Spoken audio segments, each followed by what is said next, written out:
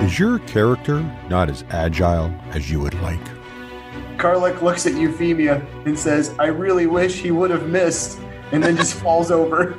Is DM's grace in short supply? Oh, and the candles go out Yeah. on the Minotaur's horns. Is compassion not your character's strong suit? Minotaur more like beef or more like cannibalism? I'm asking for a friend. Is persuasion your dump stat? Be prepared for a caster. Please do not move on their own. There's no caster here. Listen long enough, and you too might learn how to roleplay 8 charisma. Hey, welcome back. Time for another episode of Roleplay 8 Charisma.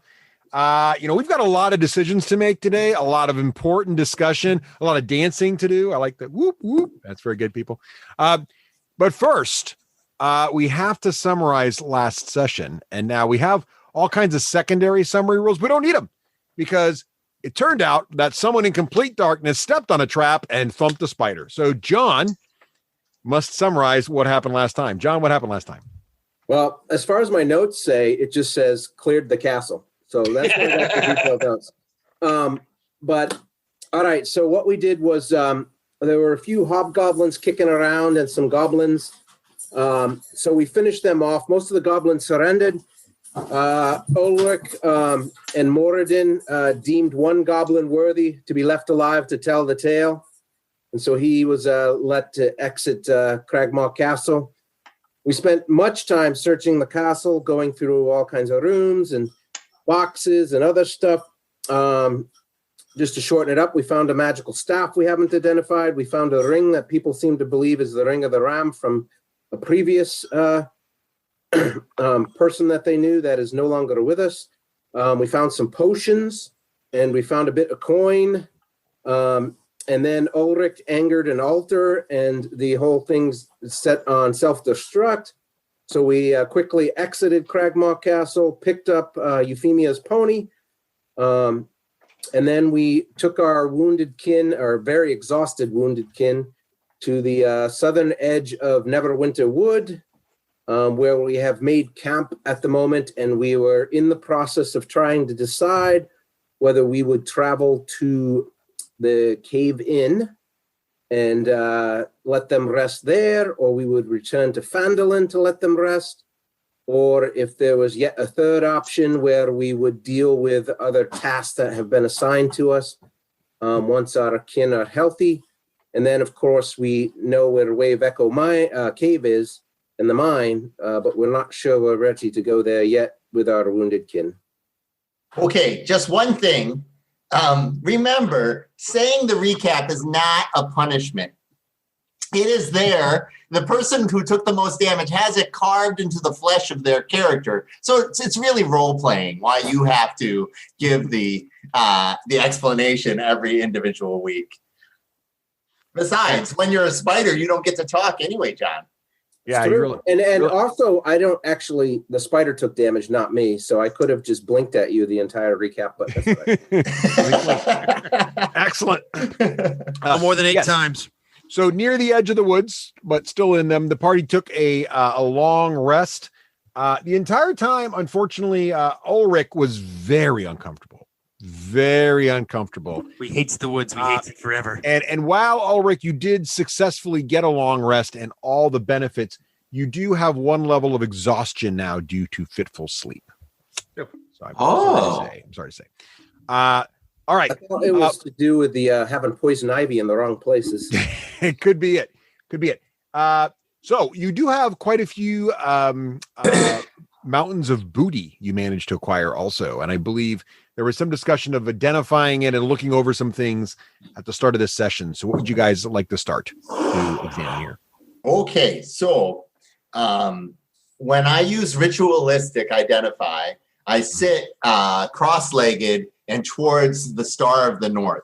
And then I put up the ice staff and it floats just like barely off of the ground. And through the light of the Star of the North, it then shines on the item and it illuminates it in ruins and images that that allow me to know what is going on. And the very first item I'm going to do that with will be the druidic staff. All right, excellent. So the light beam strikes the staff. We don't know that it's druidic. It does have some carvings on it. It looks like a quarterstaff, and it's got some carvings on it of both leaves and feathers. And the reason we didn't catch this in the recap, but the reason that Pyric thinks it might be druidic is because I explained to them after the session that when he was using his detect magic, the aura and the emissions from the staff looked a little like some of the spells that Thrall will occasionally cast. So that has led him to believe it might be druidic. So casting Identify gives you complete knowledge of the staff. And there's also some discussion for listeners who might be curious about how this works. So in 5e, they have made it a lot easier for people to identify magic items. And they're a little vague on exactly how you can do this, but I like to make it so you can attune to the item or just spend a long rest with it, and you will know all of its abilities. However, there's also a spell Identify, which is good for this. This can be handy if for some reason you can't attune to the item or get information on it, or B, many items might be cursed or have some kind of adverse effects from attuning to them. So doing Identify first is always the safest and most practical choice in these sorts of situations. So Pyric has gone ahead and done an Identify on the staff. And in your mind, Pyric's a bit of a know-it-all. That's a thing of, and in common, that sounds like a bad thing, but in Elven, that's actually a compliment. Yes. So you detect a couple things about the staff. First, the title, the name, the thing that people call this staff is the Staff of the Woodlands. And it does indeed turn out that only a druid or someone proficient in the druidic crafts could attune to this. And it does, in fact, require attunement to be used. And as I mentioned, it's engraved with these stylized leaves and feathers. And it can be wielded as a magical quarterstaff that grants a +2 bonus to attack and damage rolls made by it. So it's basically a +2 staff. While holding it, you also get +2 bonus to all attack spell rolls, making your druidic spells that much more accurate. In addition, the staff has in it 10 charges, 10 of them, and it regains D6 +4 charges every day at dawn. It gets locked back. But if you expend the last charge, you feel like there's a chance, it's 1 in 20, you roll a D20, if you roll a 1, it will lose all of its properties and become just a normal staff. The staff also, you sense, Pyric, has the ability to cast quite a range of druidic spells, each requiring a various number of charges, depending on the power and nature of the spell. So, for example, you could cast Animal Friendship for 1 charge, or you could cast Awaken for 5 charges, or you could cast Bark Skin for 2 charges, or you could cast Locate Animals or Plants for 2 charges, or maybe you could cast Speak with Animals if that's your thing for 1 charge.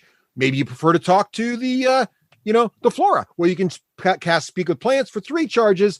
Or if you really want to go big or go home, you could throw up a Wall of Thorns for 6 charges.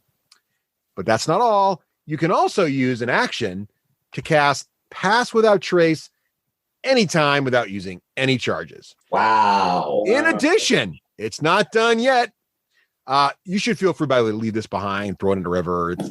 In addition, the staff also has tree form.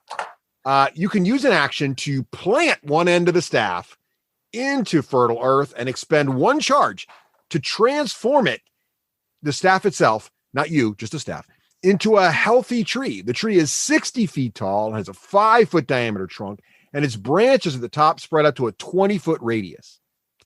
The tree is going to appear ordinary, but it's going to radiate a faint magic aura of transmutation magic if targeted by detect magic. And while touching the tree and using another action to speak the command word, you can return the staff back to its normal form. And by the way, you can choose the command word when you're attuned to it. You can come up with your own fancy command word.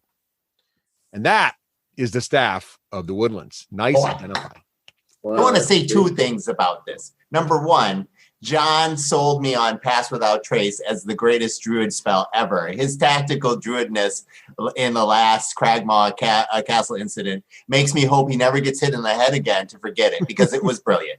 Number 2, this is the greatest magic item ever. My gosh, it does everything. I love it so much. This thing's insane. pretty good. Well, I guess I'll take that since we don't have any other druids in the group. Oh, yeah. If he's gotta, I mean, you know. I feel like if somebody has to take the burden of carrying this staff around. What's it take to unattune to an item?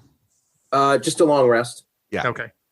And you remember there's a limit of 3 attunements to any character unless you got special rules or a feat or something. Yeah. Yes, Rafe? I have 3 questions. Yes. What does a ritualistic casting mean?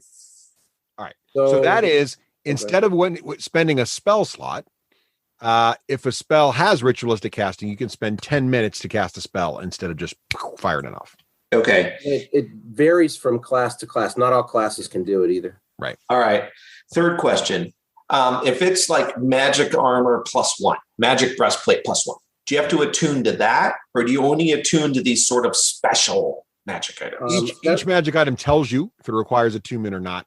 But generally, just something that's a +1 or +2 doesn't, and anything with abilities or charges does. But it specifically says requires attunement or does not in the magic item. Right next to it, it's sort of it's rare, uncommon. That's where that is. All right. And my third and last question is: if a druid is carrying this staff and say, "Oh, I don't know," shape changes into like a spider, does the spider then have a staff across his back, or can the druid have it change too? Well, it's actually up to the druid. You can have your equipment all fall on the ground. I don't know why you would. Or you can have it actually melds into the shape with you. Or if you have an item that can actually be worn by the animal, like a ring maybe or a belt, you could actually have it still be worn by the animal. Yeah. Oh, but I have this better picture. I have Thrall turning into a spider, but the stick's still there, and there's a thread, and then Ulrich is holding the stick up and dangling Thrall around. Never mind. The best part about this is now Ulrich has Hugh, who gets nervous around trees, and Thrall can make a tree. Oh, I didn't even catch that. Right. Yes. Yeah. I'm for example, my +1 magic axe is attunement, so it wastes a slot and it has negative effects to it. Right. So it's like the worst. One of the brothers got a better deal this time, but there's things could happen in the future. Exactly. He did spend an entire session sneaking around as a spider, so you got to throw something in there. All right. So actually, that was just a random thing.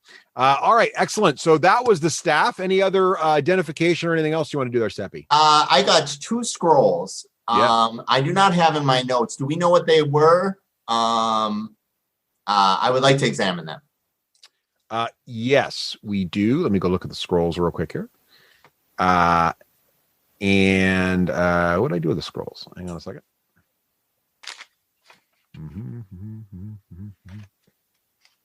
Wait for it. Oh, here we go. Yes. Okay. So you have the things you found there. You found a potion of healing. We have 4 of those. We divvied those all out. The gold flex. You figured that out. Yep. There's a scroll of silence. Ooh, silence. And a scroll of revivify. What is that? You have to say the word that way. That brings you back from the dead if you cast it within 1 minute of somebody's death. So if you die, you have 1 minute to cast that revivify. Use the scroll. And who has revivify? I think I don't know what class can use it, but it's basically raise dead for a low level, but you have only 1 minute to use it. Then we can call you the revivationist. Revivationist. I feel like this has Cowlick's name written all over it. Like this is an item that is meant to save Dan so that Dan can stay in the party. Revivify, not that I don't love his bravery, but he's brave. Do you have to be a druid or a cleric or a paladin to cast this? It has to be on your spell list. Paladins can cast it. Okay. All right. So I have this in an augury scroll hanging out, just so you know. Just hanging out. Yeah, Revivify is a time sensitive one because, like I said, you only have 10 rounds to cast it. Did somebody take my scroll of Misty Step, or do I still have that? We can give it back to you. Nobody took it. Okay. So Revivify is the only person who can use Revivify is the 2 dwarves. The druids, artificers, clerics, druids, paladins, and rangers. Yeah, so it's just I didn't even know. Ulrich. Yep, the dwarves. That would be good. I would give it to Ulrich. Okay. Yeah. All right. So I will put that on my list of goodies. Yes, please take that. Now, unfortunately, silence is a little less useful because it's only bards, clerics, and rangers. So Karluk could take it. Not wizards? Not wizards. Bards, Kind of the anti-wizard spell. clerics, and rangers. It's what you do to stop a wizard. Calic will take it. I cast it, run it straight into battle, get beat down, and never started. So that you can't cast Revivify on you. Yeah, right. Got to stay out of the distance. Got to stay 20 feet away. Okay, so that's awesome. There's one more massive bookkeeping thing, and that is I saw the Academy of Snob Goblin Evil Sorcery. What is actually in those books? The spells in that book. So you've already looked. So all the Hobgoblin Academy of Devastation books all appear to have the exact same spell list in them, and you've already looked at the one you got back from the trail incident. So it's the same spells as in that. So you now have actually 3 spell Typical books. military, very, very regimented. Yep. Spell book. We missed one thing there. Hobgoblin, one each. Derek. We got this dwarven rune stone that needs to be identified. Oh yeah. Yeah, I would love to give that the Great Eye of the North. Oh, I don't remember that. All right. It's the thing that that says Ulrich, Adric, or Thralric are near. I'm using it as a dwarf detector. Right. It's basically a compass for dwarves. Yeah. It's like, oh, look at it.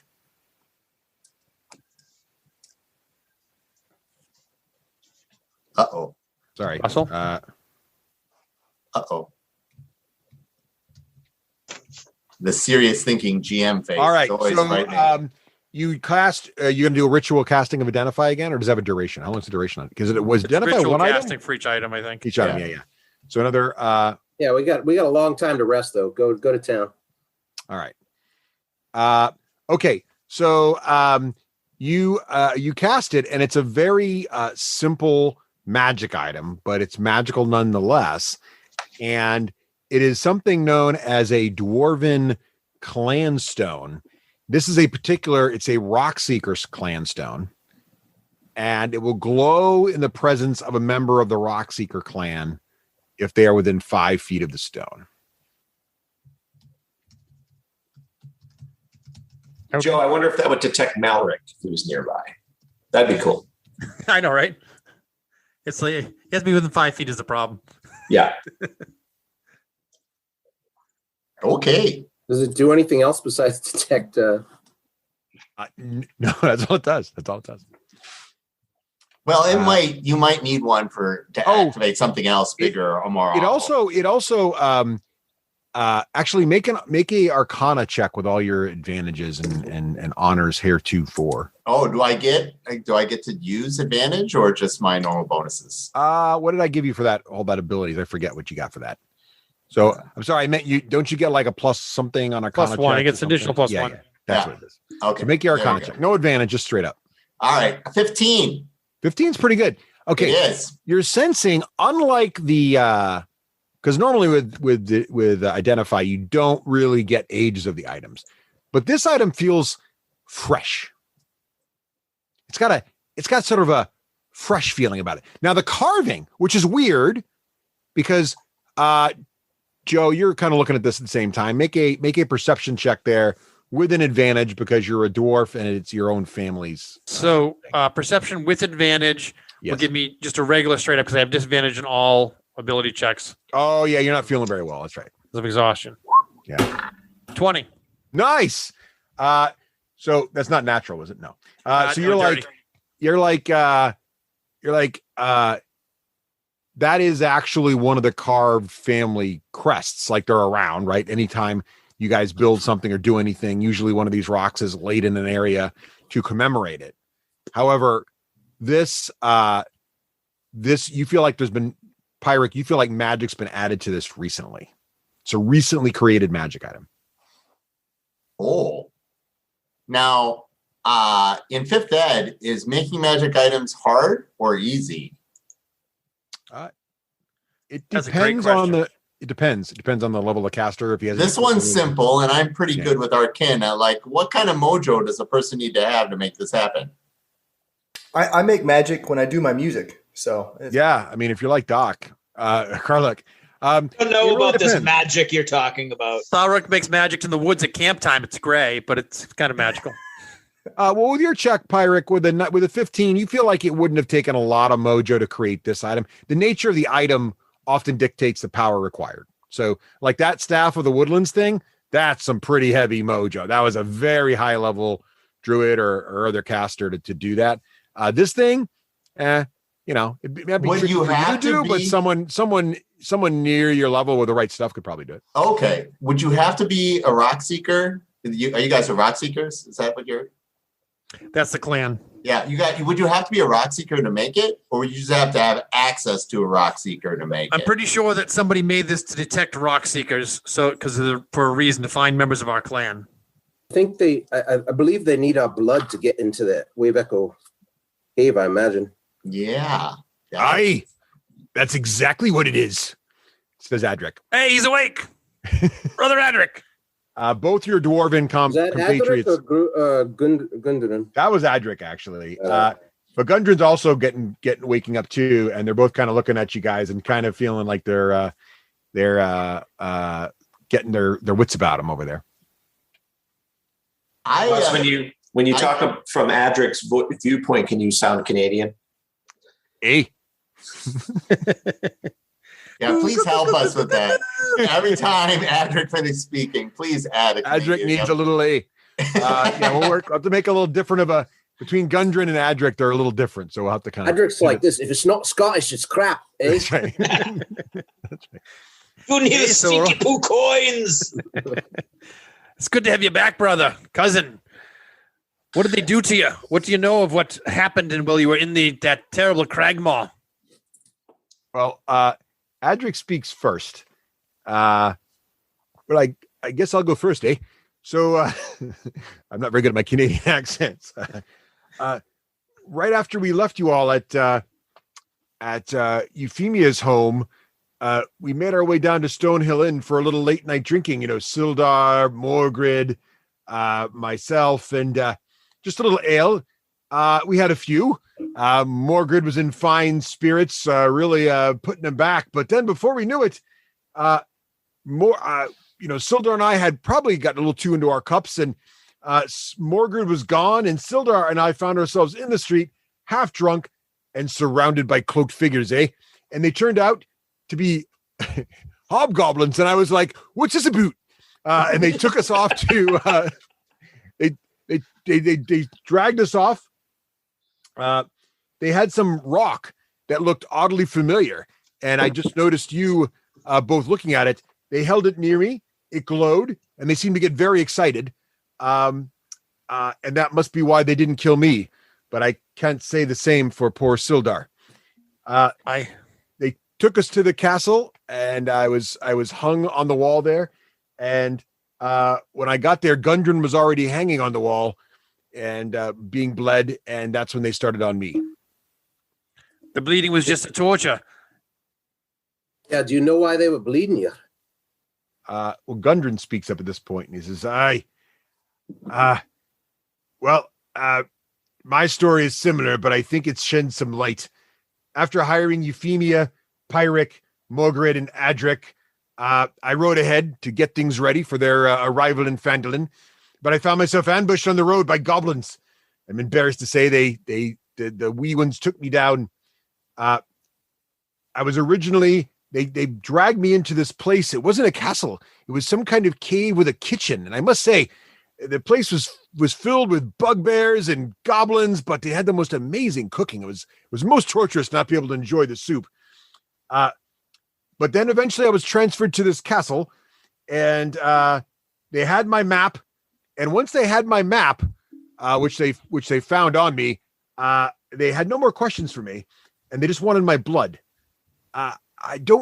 in the beginning, I didn't know why it was my blood. I thought long and hard about that while hanging on this wall, fighting to keep my consciousness.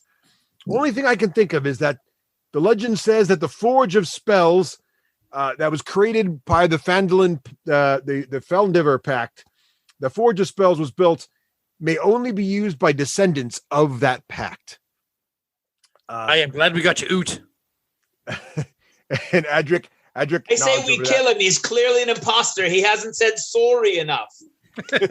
But remember, Adric is not. Gundren is not Canadian. Of the Canadian line of Rotseeker dwarves, only Adric is. Because Adric's a Frostbeard of the same clan but different name. But meanwhile, Gundren, he says, he suddenly is like his eyes become a little clear. He goes, "Oh, my brothers, they were guarding the find. Tharden and my wee brother Nordril. Damn, I dread to think what has happened to them." And he just looks very, very forlorn and sad. Who said that? Gundren did. Okay. So they're related to Thrall and Ulrich, right? Yes. Well, they'd also be our cousins. Yes. Hey, it's a big family meeting. So do we know what happened to them? Were they still alive or taken someplace else? They were guarding the actual, we together found the map and actually found Wave Echo Cave. They stayed to guard it while I went back to get supplies to start entering, because the whole place is kind of a, as you might imagine, an empty cave for that long. There's some collapsing, some kinds of creatures have moved in there. We figured it was going to take a while to clear it out. So I went back for supplies to hire some support, a few able-bodied adventurers / mercenaries, which is what I found some of you. And then you know the rest. But I'm worried now because they have the map. We have and the map. they might be back there now. Don't we have the map now? You do, yes. But he doesn't know that, but you do have the map. So we should make haste to the Wave Echo Cave then. I would like to take out this bugbear cave in, or whatever you call it, and maybe do the rest of the deeds for Fandolin with Agatha and the orcs. But it feels our brethren need us immediately. I feel that there's a sense of urgency to get back to this Wave Echo Cave, unless I'm mistaken. Well, the only thing that is probably in our favor is when I scouted out Cragmaw Castle, there seemed to be some frustration between the bugbear chief and the former drow elf that turned into the doppelganger thing. And they seem to still be wanting to do something with Gundren and Adric's blood. So hopefully they haven't figured out the riddle of at least making the forge work. Yet another reason to head to the Wave Echo Cave earlier than later. We have brethren waiting there. And unless I'm mistaken, if they did get something to find their way in, can maybe waylaid, maybe dead or tortured. I'd like to accomplish all the goals here. But, unless and again, am I missing something here? Is there a sense of urgency? Seems like it. I'm not going to agree with you, but I think this seems that way too. As the dwarves are arguing, and Adric, you guys are always arguing. That's how you do it. That's not a bad thing. Come on now. I quietly step up to Adric and I give him a soft but firm hug and apologize in Dwarven in his ear for allowing him to be kidnapped when we were partied up. And I do not know how that sounds in Dwarven, and I will not fake a Scottish-Canadian accent to it happen. Euphemia also has the same gesture, almost at the same time as Pyric. She reaches into the frying pan where she was making blueberry crumble from wild blueberries and gives Adric the extra helping, which is extra crumble, brown sugar crumble, and says to Adric, "Oh, I'm so sorry that we lost you, and I heard about Lord Hallwinter perishing, but whatever happened with Mogrid the Butcher? Did he just disappear from the inn, or did he get captured with you?" I'm going to make a little save here for Adric. Okay, he rolls pretty well. So he manages to fight back a tear of appreciation as you both hug him, but he kind of sniffles in a little bit, and he says, as you ask him about Mogrid, his demeanor changes to a bit like, I think he betrayed us. I think he betrayed us all. Oh no, Pyric. Oh, I don't take well to that. We know, like historically speaking, I act poorly in moments of betrayal. We Canadian dwarves, we don't hold any grudges. It's better to count our miseries carefully and accept our blessings without thinking too much. Let us go. We will slowly journey back, make sure you're safe, and then maybe now the cave in would take us a day's out of the way to get to Echo. Yeah, the problem you have right now is the dwarves are still at 4 levels of exhaustion. So and you're at 1 level, but that doesn't affect your speed. They're at 5 levels of 4 levels, right? Well, yeah, 4 now. They're at 5, but they've had 1 night's sleep now. So the distance from the let's use our little measuring stick here. So the distance from the party camp to the cave in is about 12 miles. So what's our normal travel speed? They're moving at 10. They're moving at 10. So they're moving at 1/3 regular speed, Russ. Right. So you normally do 2 miles an hour. So now you're doing 2 miles an hour. That's half. So now you're going to be there in 5 hours, 6 hours to get the wave to the cave in. Meanwhile, Phandolin's 40 miles away. And so is the wave. So the cave in's a lot closer. Cave in's a matter of hours. The others are a bit more like a day or so. I have 2 things that are sort of important that I think we should talk about. Mm-hmm. Number 1, the doppelganger is associated intimately with the spider. I don't think the spider is just a thing that you call a person. I think that usually becomes an idiom for them. So we could expect the spider to have 7 more doppelgangers, each an arm of the spider. That seems to make a lot of sense. How they communicate with the original body and how that's all very, very suspect. Number 2, we really should not count Phandalin as a safe place, because now we have hobgoblins coming into the town center and kidnapping people violently and clearly, and we have arsonists. So I think that just made up our decision for us. But Euphemia, what do you think? I think it depends on how hard a travel it would be for Gundren and Adric to go right straight to the Wave Echo cave. I believe we're being urgently called there, but I don't know if a deviation to the cave in would be more restful or less restful. I'm going to leave it up to Ulrich to decide. Well, I have a beef against this bugbear cave. They sent hobgoblins with whales on the road, and obviously they were a reason for my brother to be captured as well, because they gave him too strong a nail there. So I'd like to get a little payback at this bugbear cave. Unless I'm mistaken, I'm pretty sure that our famous bard Karlik might take a little action against these bugbears as well. I believe Pyric would too for ignoring the mark of the Forge Father too. Yeah, there was an oath to Moradin by the bugbear, the head chef, and I don't take well to oath breaking. So yeah. And then from there we go head straight to the Wave Echo Cave. I think would be a smart move. So in that order, because that would allow my brethren to rest a little longer, regardless of some of their strength before we hit the Wave Echo Cave. My thoughts are, I think we should scout perhaps Thrallric and I from very far away. And if this seems like a super fortified encampment, we deviate and go towards the Wave Echo and travel as gently as we can. But perhaps it's been left empty now, and then we could use it there to rest, and the dwarves could rest. I look at Thrall. Have you seen like a bird of some type? Maybe you could turn into one of those and fly over and see what it looks like. You remember when you said that your divine powers from your gods can't see through walls? Have you seen a dodo? Anything that might? Yeah, I can't fly yet. Rooster. Rooster. Very large ostrich. Can you be a turkey? Turkey lurkey.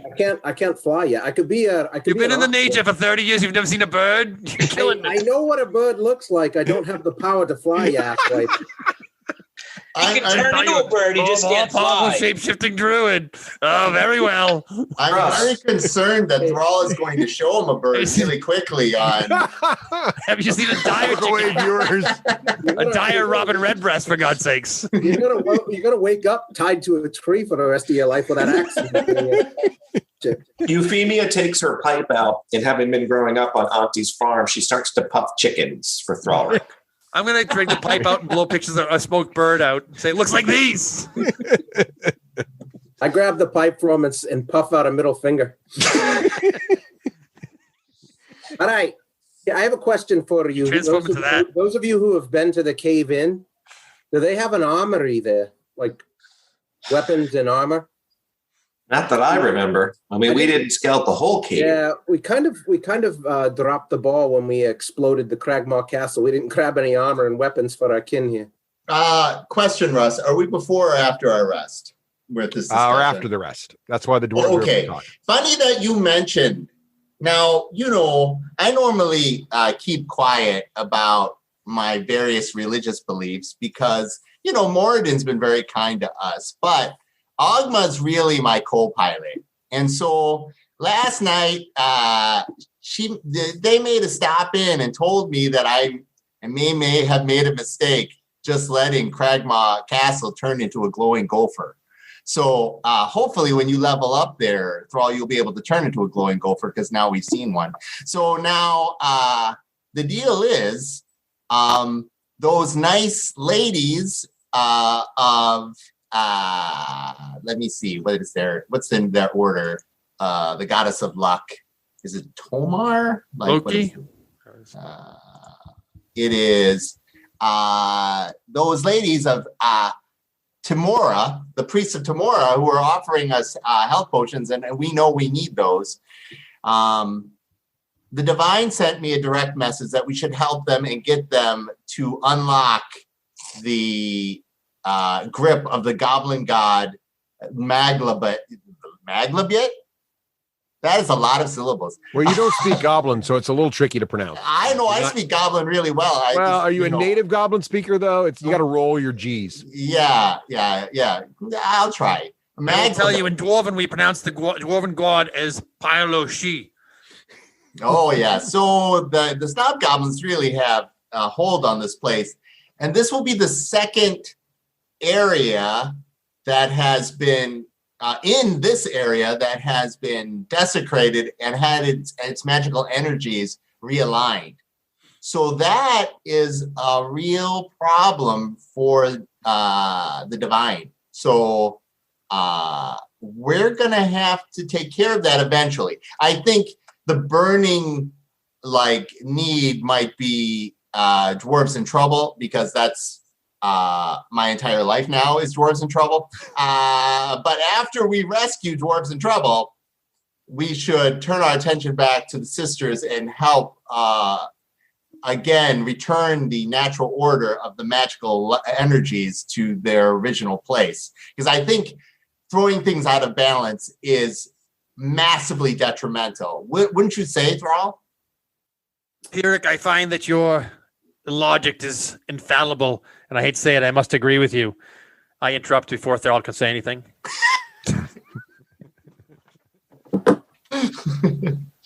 I'm over in the corner playing with my staff.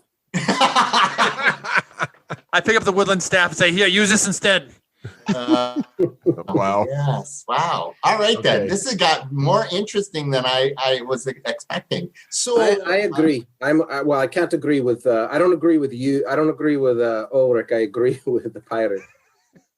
I just didn't think that Pyrrhic, you'd be so honorable to go and do all the quests. But I am shocked, and I'm glad you are with me on this. What? Honorable? What? I don't think that's my problem. Cowardice and honor, they're not necessarily mutually exclusive. I accept you as you are. Thank you. So, Euphemia, does that mean we're going to the cave in? Yep, that's what it means. Okay, then. Okay, then. Is this inn, Adric kind of looks at Gundren, and Gundren says, "This inn, is it a place where we could get a nice rest? Maybe we could stay at the inn while you all, we're not really fit to travel too far. Is the inn close?" Well, Adric has been to the inn before. About 13 hours away by traveling. Yeah, Adric looks a little muddy and goes, "Oh, you mean that cave in?" Looks like 12 meters to me. Yeah, it's miles, Craig. Okay. So Adric's like, "Oh, is it in good? Is it actually an inn now?" It may be a den of iniquity. We may have to rid it of those that are not worthy, but it may be. Adric and Gudrun, I gotta say, I'm very excited to taste this bugbear's food. I've heard so much about it. Adric does say it's pretty good, eh? So what's the plan? Cave in. Yeah, we're heading for the cave in, Russ. All right.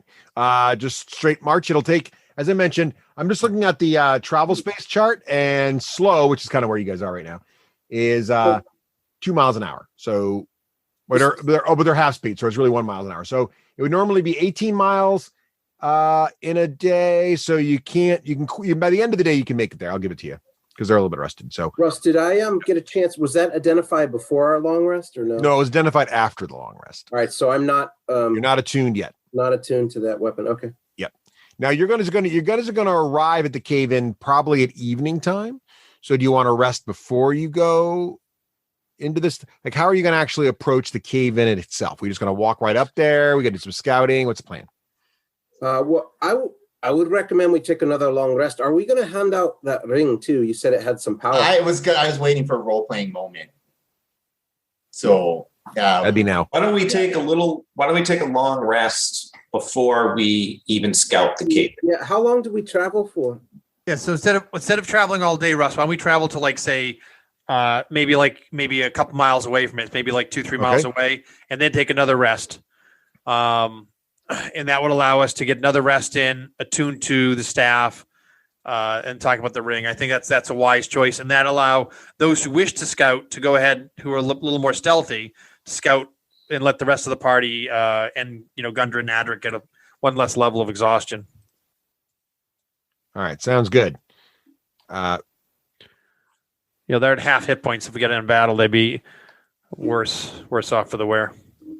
All right, so I'm going to draw a little picture here. I think what we're saying is this, that you're starting where the little red X is. I'm going to shrink the party camp down some, and you're going to go to about here. And then when you're about a mile or so away, you're going to then set up camp and try to get another long rest in. Yep. Yes. All right, sounds good. And you're feeling a lot better now, Ulrich, now that you're a little bit away from those godforsaken woods. They are godforsaken. All right. Goblins in them.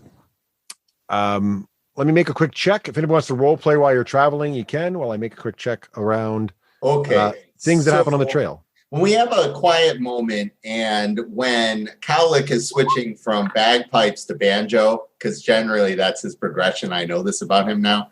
I was playing bagpipes. I had not gotten a chance to say, but yes, bagpipe music. You called it. Wow. Take a point of inspiration, Pyric, for correctly predicting the bard's activity. Yeah, absolutely. The only other thing Cowlick wanted to do was to take Thrall aside and let him know, 1, he's tied for his favorite dwarf, and 2, when he does learn how to be a bird, please don't shit on me. Okay, keep that for other party members. Yeah, I'm gonna get those mahogany sticks and make an umbrella out of it in case he does know how to be a bird. The poop of defiance that we call. Worst case scenario, flying elephant for you. If I can ride it. No. The worst case for you would be your brother learning how to be a flying elephant. Oh, because he's like Dumbo. Yeah, I get it. Yeah, because he will crap all over you and landing on your head. Difficult terrain. I could sell him to a circus. But dwarves like mountains, so you should be fine. What is that called? In what edition did the Pegasus elephant show up? I haven't thought about that in decades. You know what? Craig. If it's going to be useful, it needs to turn into either a flying sky bison, or a leopard eel, I think, or horse eel, or whatever it is. The fast thing. That's what he needs to learn how to turn into. So I have not cleaned the blood off of the ring of the ram. What? That's crazy talk. And so as the bagpipe looks music, at the ring and says, "Aye, so it is true, then, that Sildar is dead." Moment of silence. We never found his body, so we're not sure.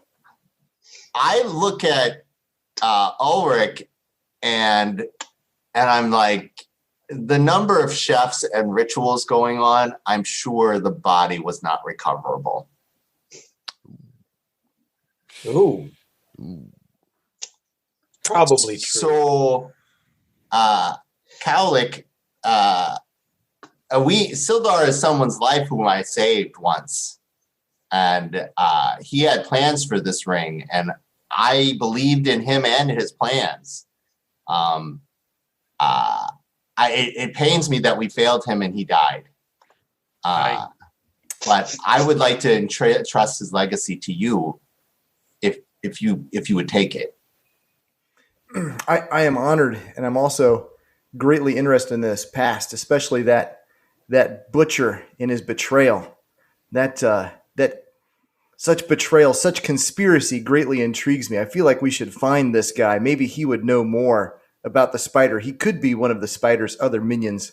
Surely a part of this network of bugbears. But I do think I try to keep my face when he says bugbear, sort of like I believe that Euphemia does not yet carry a magic item. So I would feel a little bit bad. I already have my fine, sharp sword, my armor, and my ring of protection. Well, she got the pipe, and this ring. Well, I talked a little bit with Thrall and Ulrich. You always seem to be at the right place at the right time at odd and critical moments. Maybe you shall have this. This is maybe a better fit for your set of skills. Euphemia supports that. It does match my horns. Yeah. So does Sildar's ghost. Could you put it on your horn?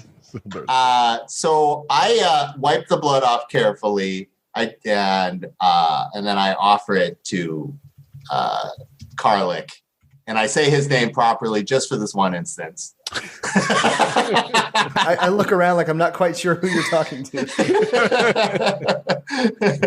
With great honor, I accept this Euphemia ring. can put it on one of her toes and then wear it.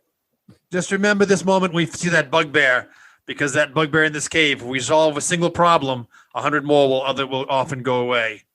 Now, Cowlick, it's important. And I wink.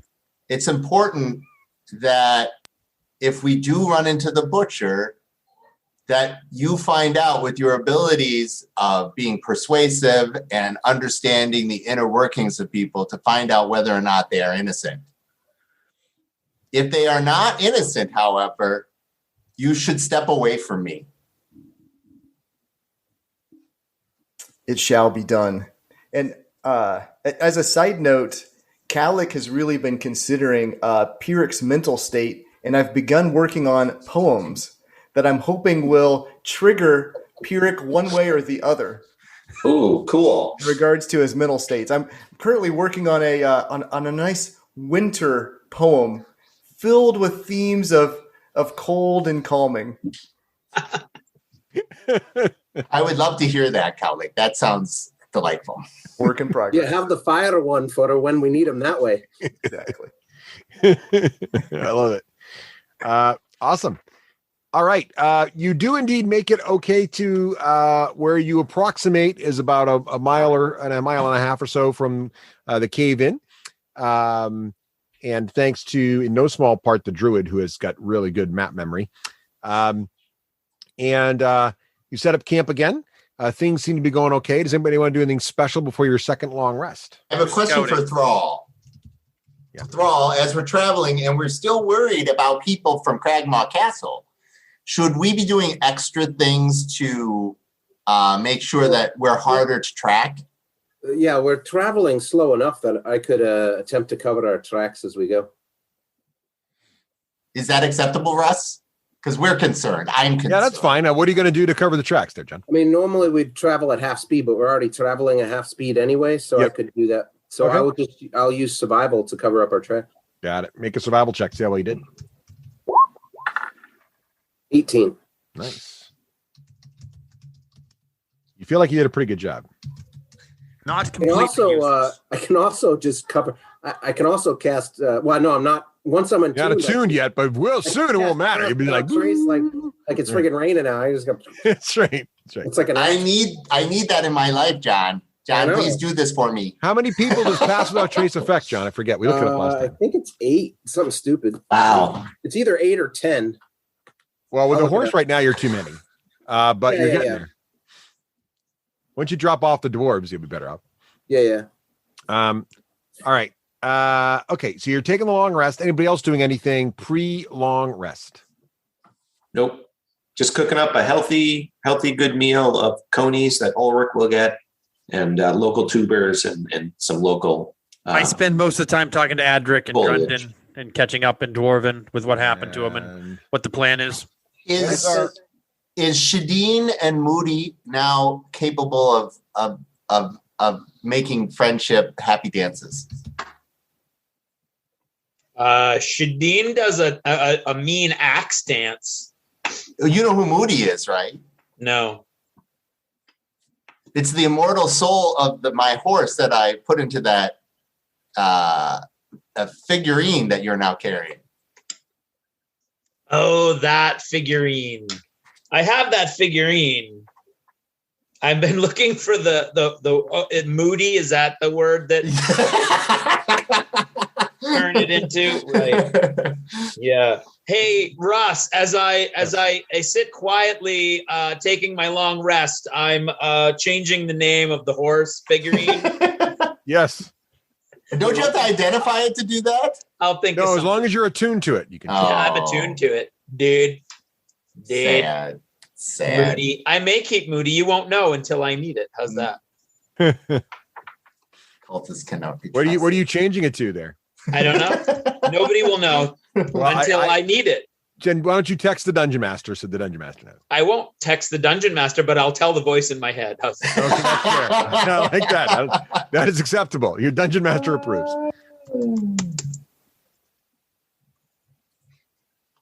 So, pass without trace is on my person, Russ, and it's everybody within 30 feet. Oh, well, pardon me. So as long as you're pretty close to yourselves, you're fine. Right. It's just you got to stay close to the druid that's got a cast, basically. Best magic item ever. Best magic item ever. Seriously. That's pretty hot. So excited about this. You don't even know. It's pretty good. It's only rare too. It's kind of crazy. Okay. So, all right. So you guys are setting up camp then. What is our watch order? Is it Shadeen, Ulrich? No, that's not right. Ulrich, Shadeen, Euphemia, Pyric, Thrall. No, that's not right. What's you guys' watch order? What's our normal pairings, John? You don't usually remember it. I think I'd have written I this don't down. remember it. I'm going to write it down. That's right. I think it's written over here on this little thing somewhere. Where'd it go? Nope, I don't see it. Wait. I can make it up again. But I'm gonna make a document right now that we're gonna do. All right, watch order. All right, so and it's everyone's journals. I was the middle one. Can I edit had it it. with the middle one was myself and Euphemia. There you go, John. It's now in the right hand side. You can see watch order. See it there in the list of stuff. So it'll be we'll do it'll be Shadow Child and I to start, Euphemia and Ulrich, and then Pyric and Kellic.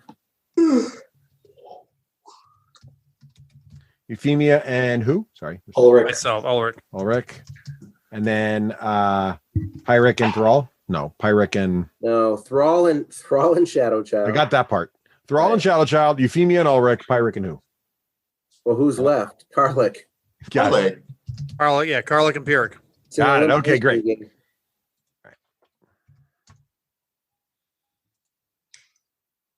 All right. And I have to be on okay. the same watch as the Shadow Child so I can steal his kills. Speaking of which, Shadow Child, I've decided if we ever go into the arena together, you'll be Shadow Child and I'll be Kill Stealer. He's not paying attention. It's beneath him. Honestly, I think you need a little exhaustion for that joke. I think Craig fell asleep. I think Craig fell asleep. No, Craig, I'm doing research on my magical figurine. Hello. Oh, sorry. John had a witty comment for you that you were sleeping through. I was deciding when we go into the arena together, will be Shadow Child and Kill Stealer. What arena is this? The gladiatorial arena, of course. Anytime we need money. Do you never pay attention to the Shadow Child when he talks? All he does is talk about this arena. I really haven't listened to a word he said. That's why you're not my favorite dwarf. Oh, that was another point of order. Because of the fantastic displays of strategy and bravery and glory, there are now 2 dwarf majors. No one has slipped into the dwarf minor spot. We are double dwarf majors for the first time in the history of dwarves. Wow. I thought Pyric was so pleased with you, Ulrich, he was going to offer to braid your back. Oh, I'd offer. The problem is everything has beauty, but not everyone can see it. All right, so we're gonna spend the night until we get bushwhacked, Russ. All right, great. Okay, so you're all guys getting tuckering down there for rest, and let's see. Actually, during my watch, I teach Euphemia the dwarven word for danger, and look out, I'm going to swing with my axe. Ooh, I love it. All right, so well, that's good. That's good timing because while you two are chatting about this, Euphemia and Ulrich, and everybody else is snoring pretty good. The Adric's got really a deep snore going on. But then while they're all snoring over there, you actually hear some conversation coming up over a rise. You guys are in like rolling hills here, a little north of the road, quite a bit north of the road. But you hear some conversation coming wafting over the hills. Ulrich and Euphemia, what languages do you speak? It's funny. I speak all languages, but in particular, it's Dwarven and Common, and Elvish, and Goblin. So Dwarven, Elvish, Common, and Comlin. Goblin, Elvish, Dwarven, and Common. Hey, buddy. All right. I speak Halfling, Common, and Thieves' Common. All right, excellent. So Euphemia, you hear this language. It sounds familiar, like you've been hearing it a lot lately, but you still don't understand it. Yeah, right. But Ulrich, you understand it. It's Goblin. And you hear some goblins talking about, last time I was there, it was delicious. You should have seen the stew they had going on. I know, I can't wait. I heard we got a bunch of deer. Yeah. And they're talking about foods and what they want to eat.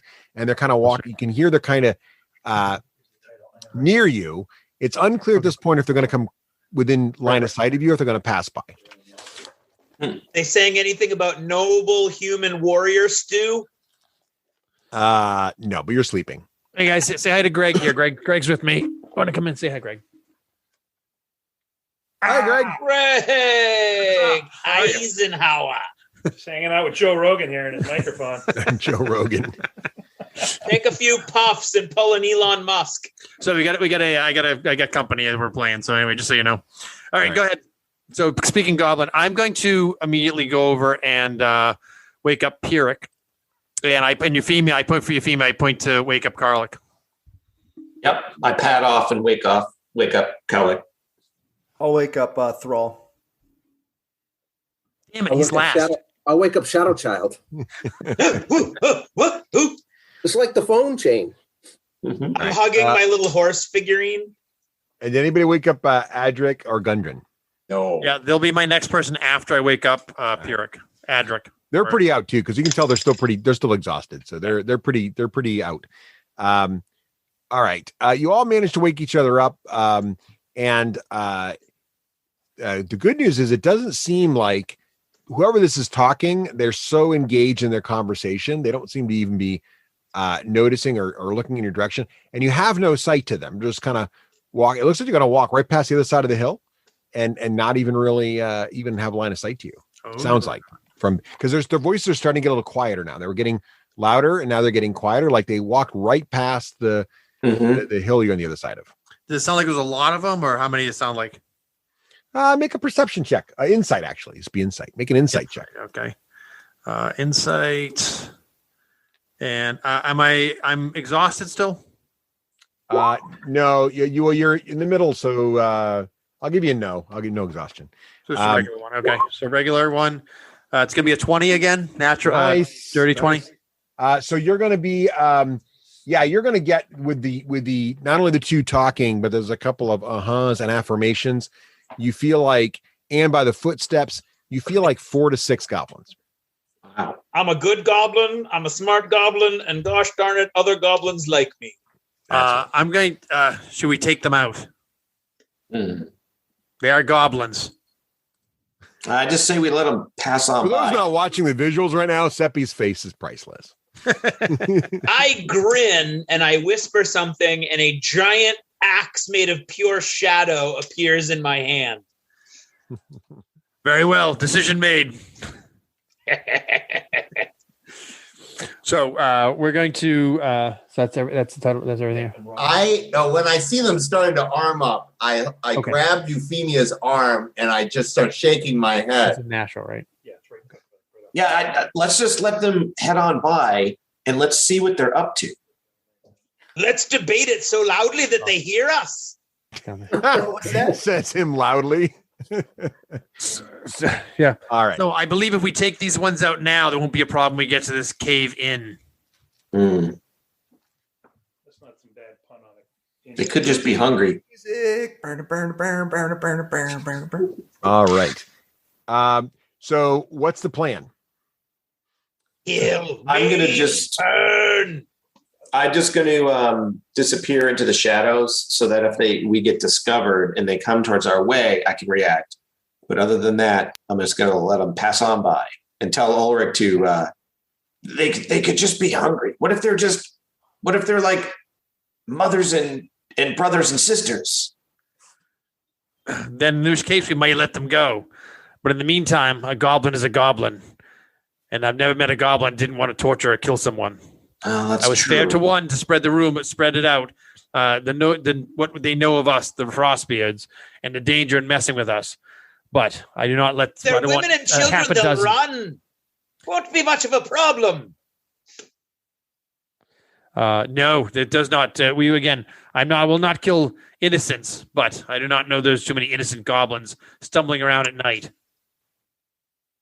If they stand, they're worthy, and we kill them. If they don't stand, they're unworthy, and we let them run. It's very simple. Shadeen, you're a man of my own heart. He's actually a dragonborn.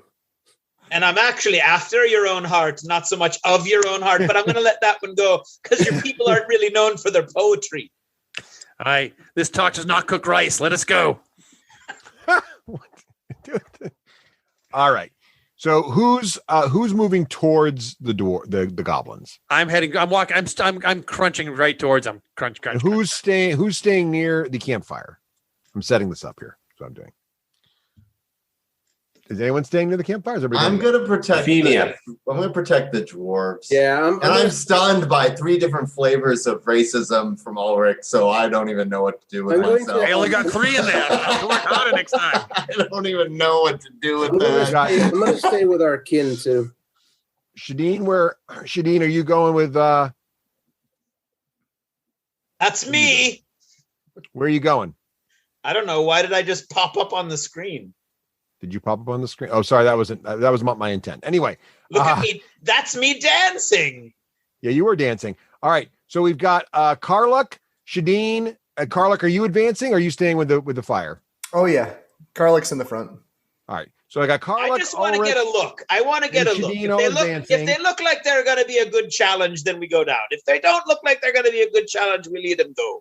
All right, and then meanwhile we got. I could kill them in 3 seconds in our sleep. They're not going to be a challenge. All right. Okay. And then I've still got bits and pieces of goblin between my toes that I haven't been able to clear out yet. Ew. Ew is right. That's the sound I make every time I step. All right. Excellent. We're the good guys. Great. So here's the situation, and I need some goblins here. Hang on a second.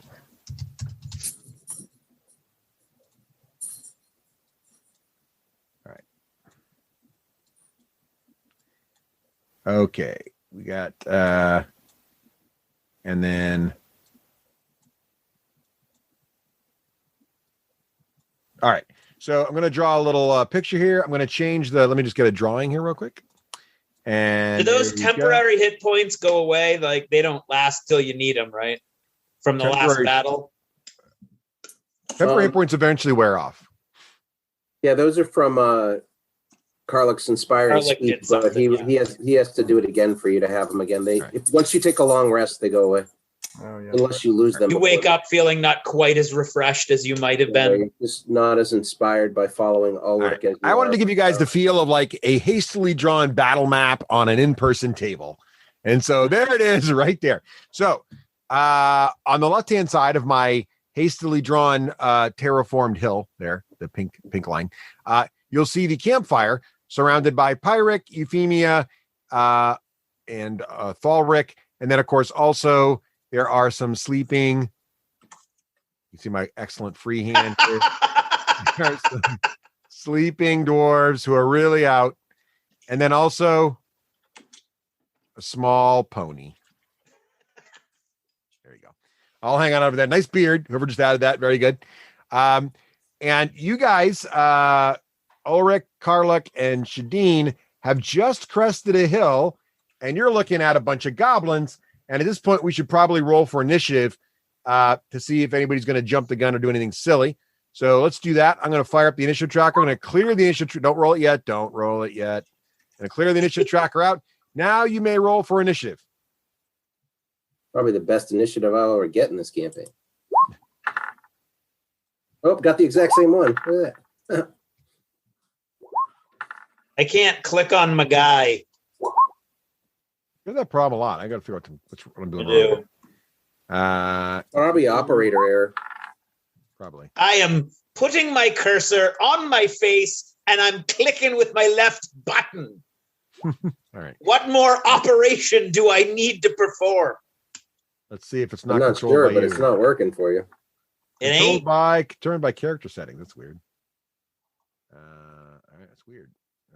Shadeen. So one thing that has to happen with this, or at least on my operating system, you can't bust the character sheet out of the window for it to register. that'd be good. You have to keep it inside I think the that might window. work. That just worked. My window's outside of it and it works. Yeah, mine's really old, so that's why. Oh, Might be a browser thing. Yeah. All right. So we have an initiative situation. I'm going to sort our initiative step. And I it just looks got like- a lot less belligerent with my initiative like that. So Thalruck, we're going to skip you because you're sitting by the fire waiting for somebody to I'm do just something. I'm keeping my eye on them as I guard my kin. Yeah. So you see your fellow party members start to crest the hill I'm in the also starlight there. I'm also Russ. I'm gonna scan behind us and around us. All right. Because this could be a goblin trick. I don't know why you would think that, but I'll keep an eye on it for you. All right, good. Good Because scanning. I know Take you a- and I know goblins. Take a point of inspiration, John. All right. All right. Speaking of goblins, it's one of the goblins' turns. And I'm going to roll a perception check for him as you guys start to crest the hill. Also, if you guys cresting the hill, could you guys all make stealth checks for me to see how quiet you're coming? Oh, this will be great. You're assuming I want to be quiet. Oh, are you not being quiet? Excellent. Oh yeah, he was. I'm walking right over the hill. Oh, excellent. I will show you. Watch this. Boom. How stealthy am I? All right. All right. You're clomping over the hill. And this guy, where'd my check go? I lost my roll. Why do you have advantage? I have disadvantage because of my armor, right? Oh yeah, you do have disadvantage. Yep. He actually doesn't see you coming over the hill. He rolled an 11 and it only needed a 10 because you weren't doing anything fancy. So he's like, "Hey boys, what's that?" And he points up and it looks like he's holding his action for some reason. Like he's ready for anything. Euphemia, it's your turn. Euphemia, a standard operating procedure, she always goes into the shadows, but she's going to go into the shadows nearby. So just like, over here. Whoop. All right. Put a ninja mask on you. Yeah, put a little shadow icon on yourself there. All right. Okay. The next goblin that goes, he draws his bow, short bow, and he also looks like He is ready for. He's holding his action for some reason, as is his compatriot. The other light-skinned goblins, the two light-skinned goblins, have drawn short bows. The other goblin, the darker-skinned goblin, seems to be holding his action, and it is Ulrich's turn. I'm going to say in Goblin. Where do you go, goblins, and where do you come from? The goblin that went first, that kind of is holding his action, he says, where we are from is none of your business, dwarf. Where we head is the best inn in these parts for delicious foodstuffs. I'm going to cast Bless, and that's going to get Shadeen, myself, and Karlik. As far as that goes, so I'm going to put. Okay. As you do that, Yeah. both the bows from the light-skinned goblins fire. Oh, game on. Game on. Twang, here comes the first bow. And nothing. He rolls a 2. And here comes the second bow. Twang. And that's nothing. probably not good enough. I don't think he's got that kind of a bonus. I'm gonna go check. +4, so he gets a 17. So I guess it is time to find out where you're from. I know where you're going tomorrow. And I'm going to move down here to threaten them. All right. Okay. The bigger dark-skinned goblin, the one behind that was also holding his action. And I look back to Pierre, goes, they started this. I'm finishing it. He oh,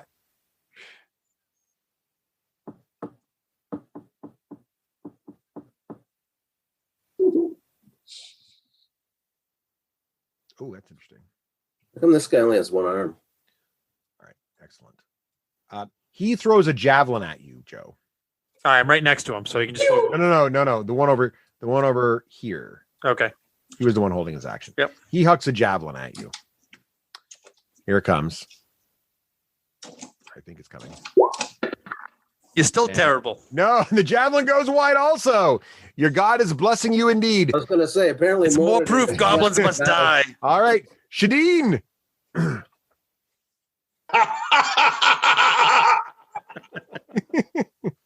Let's see. That's this is Craig right here. 1, 2, 3. And which one of these two looks more dangerous? The dark skin ones to your make a perception check there. Insight. If you stop here, Craig, you're going to get advantage on the attack, right? If I attack this guy. Yeah. Right. Or Craig, make an insight check, Craig. Insight. Yeah, see if you can assess who the most dangerous foe here is. Clearly, it's Ulrich. It's Ulrich. I was going to say, you stole my thunder. It's Ulrich. With a roll like a 6. Yeah, you're not sure. They all look pretty goblin-y to you from this point. Okay, well, this looks like it would be an easier shot. It would be. Right. All right, you get to attack with advantage because you are flanking that dark-skinned goblin. With, Plus a D4 to hit. Yeah. Plus a D4. Well, let's first see. Go 13 and 8. So a 13 plus an 8. That's actually plus 4, 5, 6. It's plus a 6. I don't know where's the plus 8. No, sorry. It's a 13. I'm talking to Greg here. I'm sorry. My bad. Oh, those are your 2 8 D20s you rolled that it's adding together. Oh, it's adding together. Yeah, that's don't right. do that. So it's a 13. Don't do that. Yeah. 13, 17, 18, 19. It's a 20.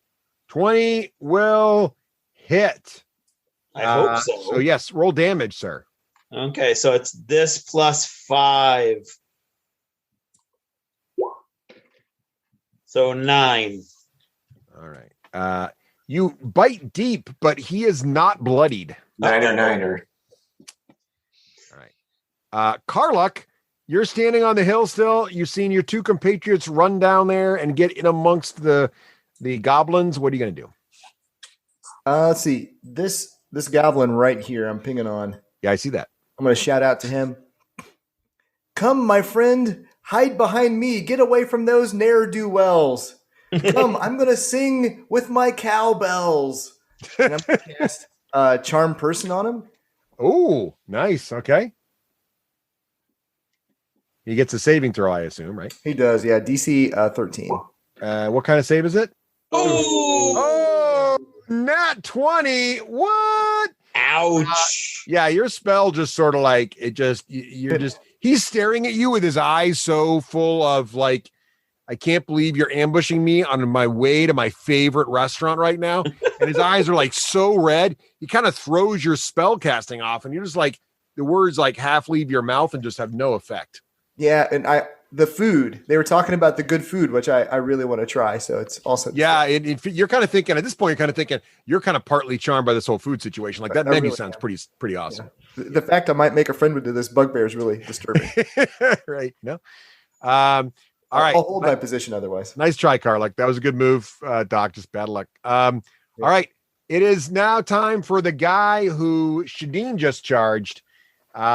He looks pretty upset. He draws a long, curved, scimitar-like blade, and it slashes and flashes and goes schnicker schnack as he swings it multiple times at the foes around him. Because Shadeen just hit him, he's going after you, Shadeen. So his blade sings out at you twice. He gets 2 quick blows. Here they come. 2 rolls for 1 for each attack. Oh my God, 2 nat 20s. What just happened there? Oh, I gotta go to the cards. I don't even know what happened. Oh my God. Need new Dragonborn. Let's just see what happened there. Come on. Let's see here. Critical hit for Dungeon Master deck. Here it is right here. For That's those 3 20s, right? Those of you playing along at home. 2 20s in a row. We're not 3 20s in a row. We're not saying the random number generator is a little bit messed up in roll 20 tonight. We're just saying you want to swing first. So here we go. The first card is going to be now this is it's a scimitar. It is called Sweep the Legs. So his first blow goes low, Craig. You're going to want to make a DC 12 dexterity saving throw. Let's see how you do. No. Sweep the leg. Plus D4. Joe's Plus pulling all the D4. blessings out. My God's got your back. Don't panic. Don't fail this one. 18, baby. You know it. So you feel like the blade's about to sweep your legs and knock you prone when somehow there's like a divine. That is an old trick in the arena. I've seen it 1,000 times. You did, and it's either the voice in your head's going like, well, that was damn close, and you just get over it. You still take damage, though. You're going to take his normal damage from this thing, which is not that bad. D6 plus 2. So here we go. All right. Years of double Dutch paying off. So 7 points of damage from that hit, Craig. But I'm sorry, we have to go to the critical hit deck again for his second nat 20 here. Really? And he gets weakening slash. So this other one hits you for another D6 plus 2. So you take another 6 points of damage. Yeah. And your weapon arm goes numb, and you're going to deal half damage for your next melee attack. Ouch. Well, that's intriguing because you know what's about to happen? Yeah. I'm about to scream, "Not today, gobshite!" And he's going to take 3d10 points of damage. Ooh, what's that from? That would be from Hellish Rebuke. Oh, nice. As fire boils up from the ground. Very shadowy fire. Very dark fire. Yeah. So like shadow flames? And the shadow flame. Shadowy exactly. flame. That's right. And the Hellish Rebuke, it's automatic. Is it like automatic? It is. It's as a reaction when you take damage. Yeah, Did you get a save? Nope. No.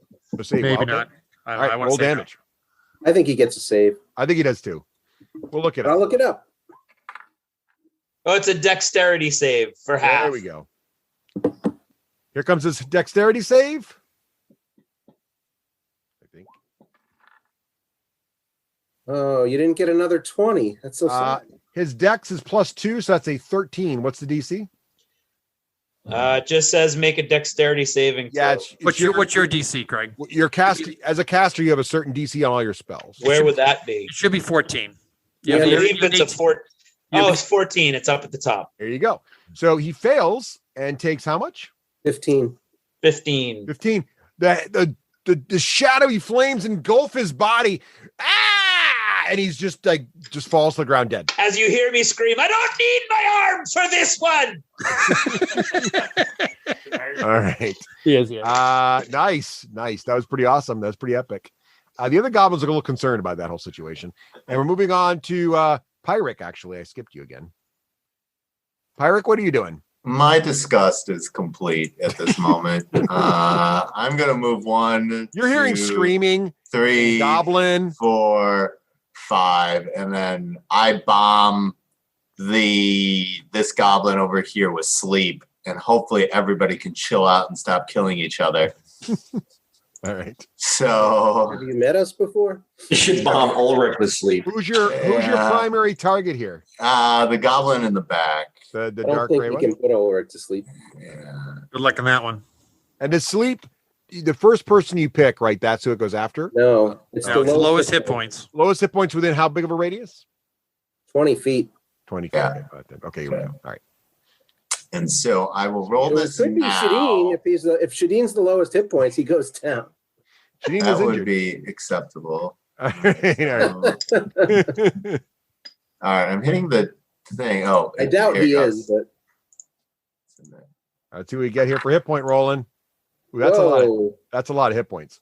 Did you cast it at second level? I did. Oh yeah, you Wow. did. So 30. My 36 disgust is complete.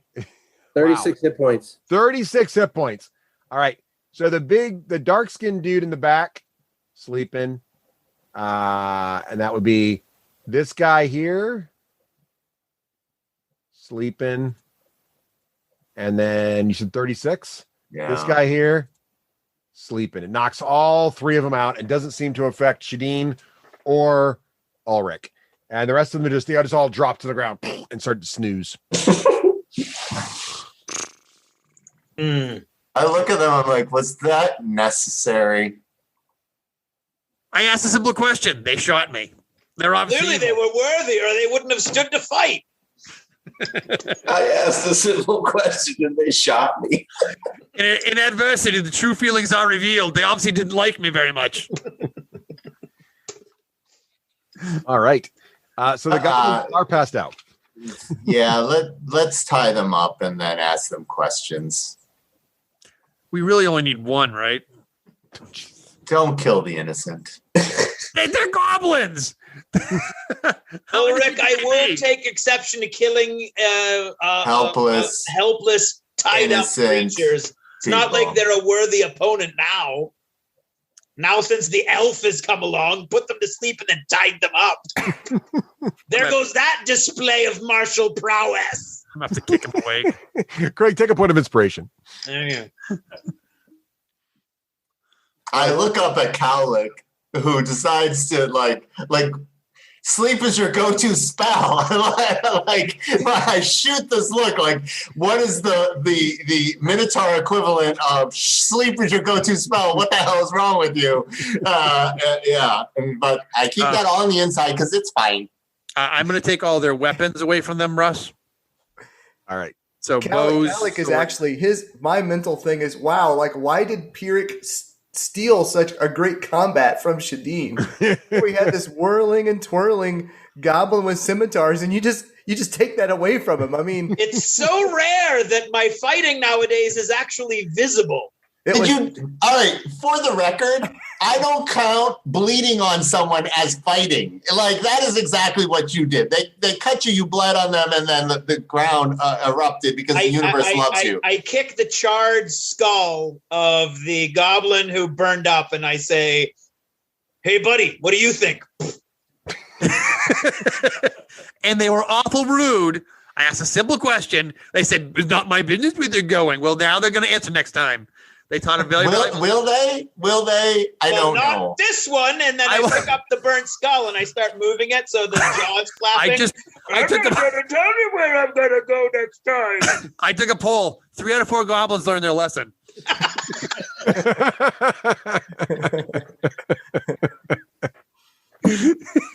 I'm sure you guys are all fired up for this kind of combat, but Wow. This is just another form of kill stealing. That's what we're learning here. yeah. Wow. All right. All right. So I take their weapons away. We're gonna tie them up because we got some rope. Time to teach them etiquette. Yeah, teach them etiquette. That's right. Break out some silverware. Let's show them how to eat. Russ, is there any other people We're going to hammer. Can around? we eat with that? Are we clean? It looks from your position. It's hard to see anything anyway. But Well, no, I'm just trying to look this. I'm trying to look. Yeah. No, it doesn't look like you were being ambushed or anything. All right. Like they're all out. So who's tying them up? I'll tie them up after I take their weapons. All right.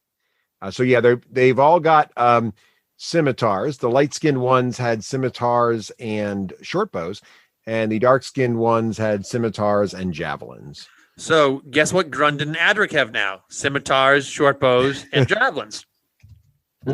Mission accomplished. Now they have weapons. And dwarven armor. Or goblin armor. I don't think they have real stinky armor. Nobody likes it. But they will not leave with their armor because they're bad guys. Because they're bad guys. Bad guy song. Don't you nod at me. They shot at me. I look at somebody asked me a question. I don't attack them. It's actually true. He was quite reasonable when he came up over the ridge with his weapons brandished. And said, where are you going? And where are you going? He waded out of the darkness and screamed, "Where are you going?" That's right. And where are you cast from? the spell. It was actually when the spell was cast at the bowfire. Yeah, and it was a blessed spell. It's a blessing of Moradin. They get offended by that. They deserve to die. Moradin don't like no goblins. It's true about Moradin. So, I'm gonna kick this guy awake after they get tied up. This guy awake. Exactly. Why didn't he want to hear my cowbells? And say 2 questions. I only answered one. Where were you coming from? Because and I want to know if you came from Cragmaw Castle. So Calic, don't lie. I'll know right it. in the mood. So I'm going to play like some really happy tune, maybe a little dance music, a jig.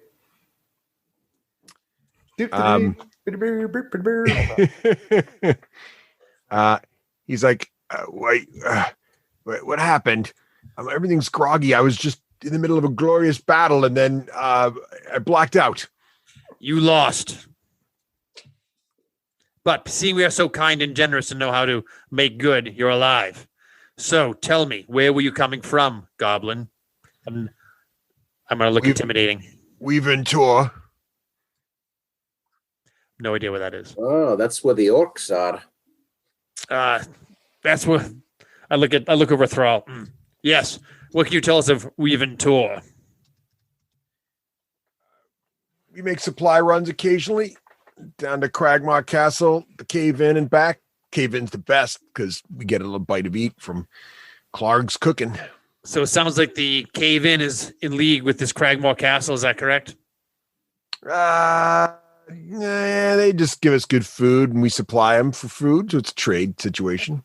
Is he drunk? He's groggy. My magic is potent. It is. Level 2 magic, man. It's hard to mess with. Is this in? Do they welcome all kinds there? Yeah, I've never seen Clark turn anyone away. So, Mr. Goblin,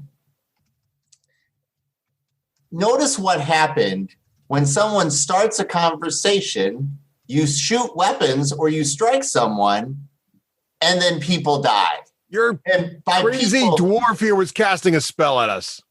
Yeah, he was. He actually and that's not good either, but he didn't actually draw blood or try to yet. If you wait till they draw blood, it's too late, pal. No, I would think you would know this. No, you know what's too late is when you start swinging at people before you know how much trouble you're in.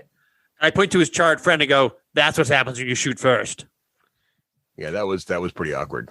That guy cut my friend, and then my friend's weirdly blessed by the universe, and it ate the flesh off his bones. Well, you know what they say? The universe did not look kindly upon your friend. They say never draw the blood of a cultist. Or cultist adjacent. Cult curious? Eric, I think they should be seeing the ways of Moradin. I think you should brand them into the ways of Moradin. I don't know if they want to. They would have to want to convert, and then I don't know. It didn't go well last time, and I thought the captain was a very honorable person. He tried really hard, but we can't just baptize. I am now convinced that we cannot just baptize them without giving them a calling. It sounds like Clark had a calling. He always wanted to be a chef. Well, I'm going to put it this way. You attacked, you lose all your weapons and your armor. Then you may go on. No more combat for you. I'm not really interested in us starting another war in the region. War? So let us not, I don't know. When we see people we don't like, we don't just start shooting at them. Ulrich or Pyrik, we have to go to Wirventor eventually. Can you get the lowdown on what's there? I'm annoying.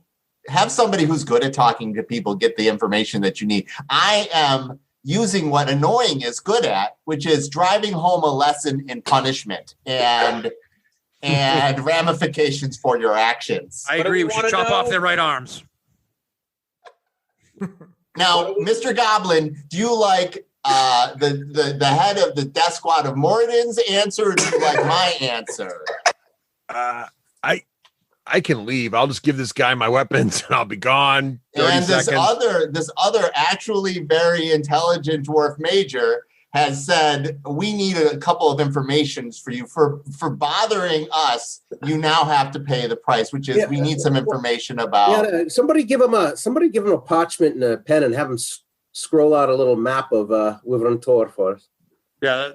So I'm gonna ask about. Well, let's run it through. I don't know. Tell us everything you know about Wirventor. I don't know if he can write. I want number of how many orcs are there at Wirventor, and how powerful are they? I don't know if he can do accounting. It's like many orcs, many times. I'm many standing times over your him numbers. now with this axe made out of pure shadow, and I'm going to intimidate him into answering my friend's questions. Make an intimidation check there. I will back him up by. I will intimidate. Look, if I need to scare him, I'll cut some fingers off because that's scary. 16. Right? You get an advantage because Ulrich's helping. Ulrich, if you cut his fingers off, you're going to limit his ability to count. He still has a tongue. That's true. 16. 16's pretty good. He does look intimidating. He said, many, 10s, 20s of them. I'm yelling over the hill. I'm like, ask them who their war leader is. How powerful are they? How many bugbears are in charge? Okay, wait a second now. Okay, you are asking militaristic dwarf questions to goblins who are basically running logistics. Now, these are not the snob goblins who were super militaristic, and you guys probably killed the guy in charge who actually had the answers by bleeding bleeding on him to death. So How would you know what they know until you ask, Pyrik? We have asked them. They get more attacks than I do. They're obviously much more skilled. Yeah, do they all get more attacks? I saw one poorly throw a javelin. I saw one try to shoot you with arrows, and then you gave them righteous punishment for that. Ding, ding. I hit my shield and go, this is why they miss me. All I saw was a worthy foe who danced towards me with his double blades, and it was a whirlwind dervish storm of steel, and then I burned him up because... And why would we not want to get information about Wirventor anyway and learn what they learn? No, we want to, but I don't want, we don't interrogate horses. We don't interrogate people who just don't know anything. You fed horses to a dragon. Let's not talk about horses. I saved everybody's life by feeding horses to a dragon. Let's all remember that I saved everybody's life. I don't remember exactly that way. Remember any of it. I don't agreed. We all heard it. I remember you saving my life. I don't know what happened to my horse. Yeah, Thorolric doesn't, and that's fair. The rest of you, that's just chosen ignorance. Now, Russ, is it investigation or is it perception if I can figure out how knowledgeable this goblin is? Oh, well, okay. He's also very terrified. Intimidated. He hasn't had a chance to answer, but you guys did ask him some questions. He looks very intimidating.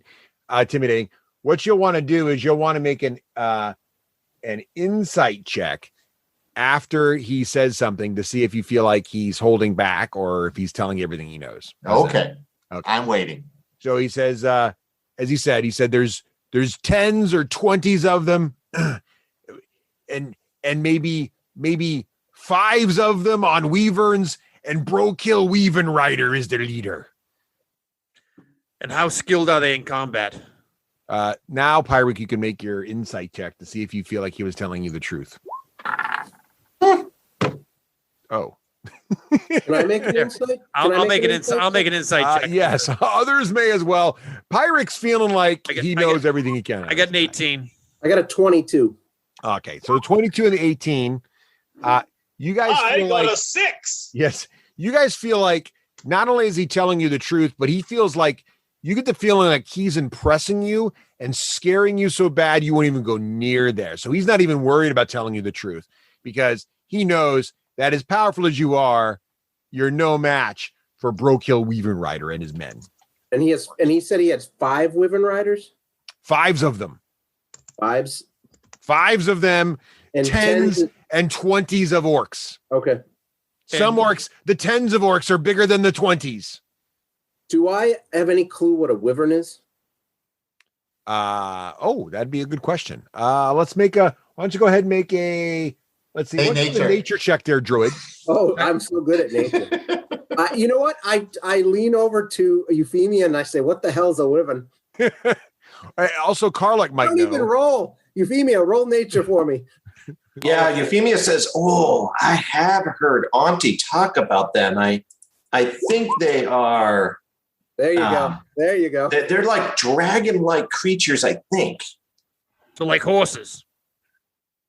No, we don't want to feed them our horses. Apparently can ride them. Do they fly?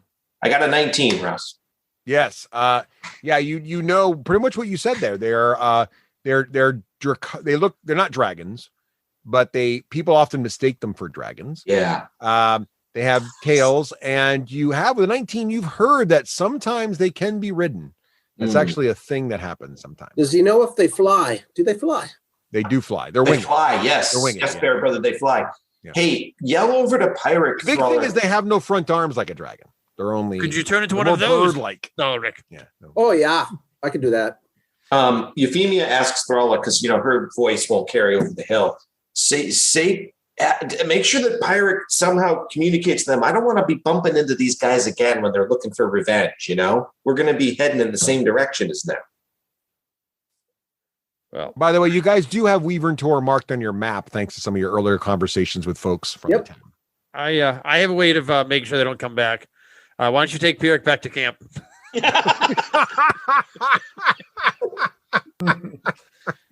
Well, I walked them into the forest to tell them a story. Elbow the rabbits, George. All right. Okay. Look across the river and think of the old farm.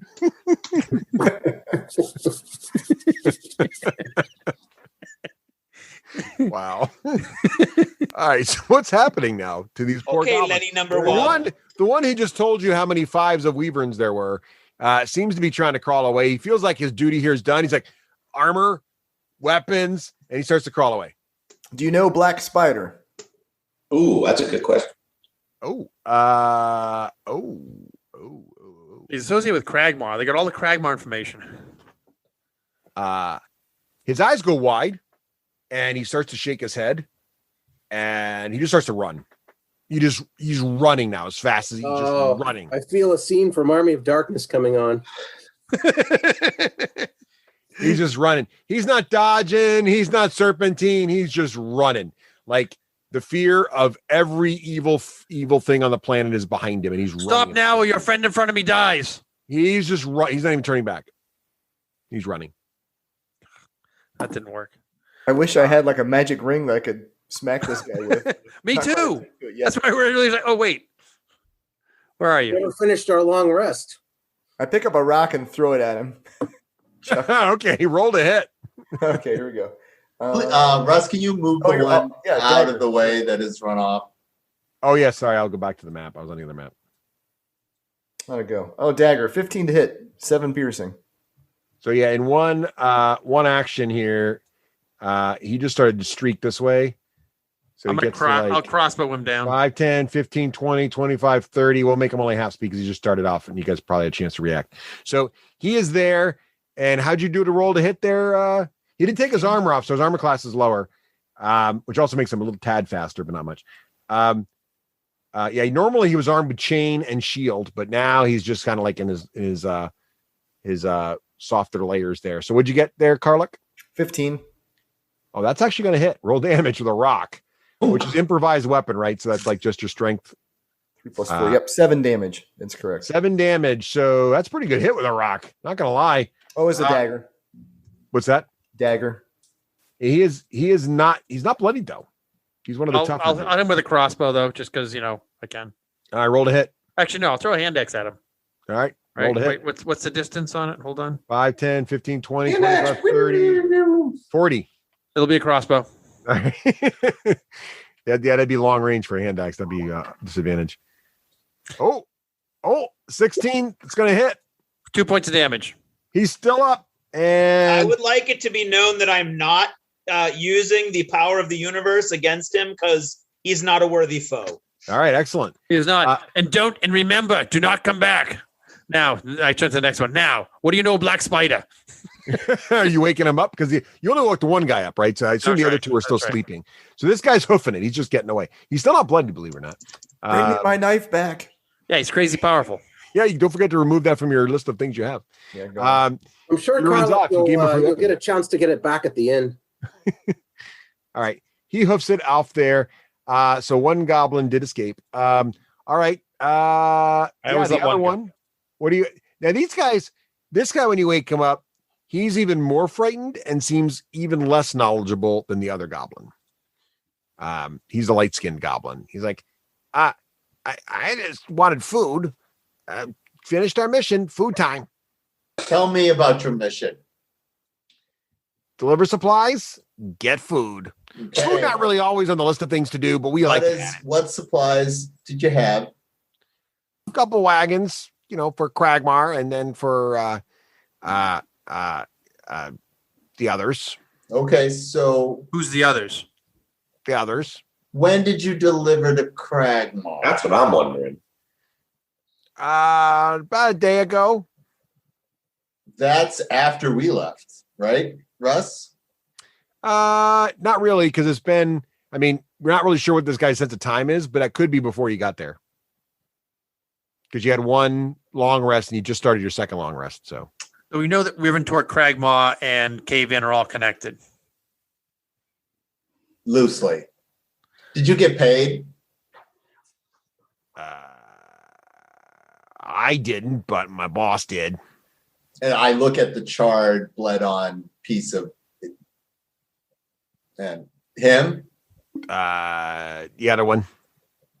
Oof. The one with the. He was asleep when the other guy ran away. He's not here right now. Okay. Well, we got his stuff, so we have his payment then. Probably. You got his pants. Okay. I mean, I had to take his belt off, so his belt pouch and everything's right there. So there could be some good stuff. All right. What time of day was it when you delivered? Midday. And who took your delivery when you got to Cragmore? The hobgoblins. They always do. Did they look lonely when you delivered this time? Felt normal. Can I go now? What do you know about a drow? I'm going to use the goblin word for drow. Oh, he's like, let me see. Is that Boombat? It's like, don't know any drows. Bombat General. Bombat General. Maxi Power Bombat. He doesn't know anything about that. I look at Ui Mao. I look at Thrall. Now goblins are going to forever speak like Gungans in my world. That's Oh no, that's not good. Another reason they need to die. No, no one wants that. No, they don't. Okay. All right. Well, that's everything I have for them. Unless these people don't know anything. So, Pierre, why don't you get some rest? I believe it's time. I'm going to finish my watch. I'll let them run away. Then I will go back to meditating. Ugh. I untie them and leave them alone with Pierrick. You may watch them run. Run. I say that in Goblin with a hobgoblin accent. He runs. He hoofs it. Do you let his friend go with him? Same question to his friend, Drow, if he knows it. As he's waking up, I ask him. He also does not seem to know anything about a drow, and you feel like that's correct. I tell him to run, but I point in the opposite direction of his friends. Okay. They both follow your instructions pretty clearly and go running off. So I sent them in 3 different directions. Got it. Running in 3 different directions. One to the cave in, one from the cave in, and one off into the woods. Yeah, well, probably perpendicular to the way the commander ran. You know we're going to have to fight these guys again, right? It doesn't seem like it's a problem. You should have sent them all to Cragmaw where they could have been melted down with nuclear waste. The glowing I'm gopher. bandaging my own arm, going, not a problem for you. The universe, I feel like, Shadeen, I feel like that was a lesson for me. The universe loves you. I think just witnessing your glorious embrace by the universe makes me feel like that whole exchange was worth it. I feel like the universe wants Shadeen to do the recap next week. I feel as though I'm going to get to relive your glory again shortly. Yes, indeed. Oh, you will. Oh, you will, you elf, you pointy-eared little fellow, you. Oh, I'm so glad you noticed. I'm going to head back to bed. Oh, actually, back to my watch. All right. Pyric, because you did ask, the belt pouch from the one guy that ran away is on the ground, and you noticed that there's a little clink to it as you step near it. I pick it up and then I drop it at Ulrich's feet and then go back to meditating. Sweet. I'm going to distribute the weapons to Adric and Gundren. All right. So they have bows. They each get bows, scimitars, and javelins. I assume the chainmail won't fit them, but I will take the chainmail. And did they have shields? I don't know. Do they have shields? They did. Yes, they did. Well, you can at least give them shields to at least, shields, bows, and javelins. The darker skinned guys did have shields. I'm a little concerned when we arrive at Cave Inn, we're going to be in for a battle, and our brothers aren't going to be ready. Our kin aren't going to be ready. Yeah. Well, they shouldn't be fighting. We're really looking for a place to get them to rest, so then they can get back to fighting. But they shouldn't be fighting. I have a question for you, Pyric, while we wind down here. Is your plan when we get to Cave Inn to leave our kin there? If it's run by a bugbear, I know this is going to be very racist in your eyes, but I'm not that comfortable with all my past encounters with bugbears of leaving our kin with them. Well, Adric put the fear of Moradin into Clark. And how'd that work? Because he sent out a group to waylay people on the road, and he's been working with Cragmaw Castle I'm not and sure the minions from that. I think you think there's a grand conspiracy where there's just somebody trying to make right. I think all the people going back and forth were all going to the same places.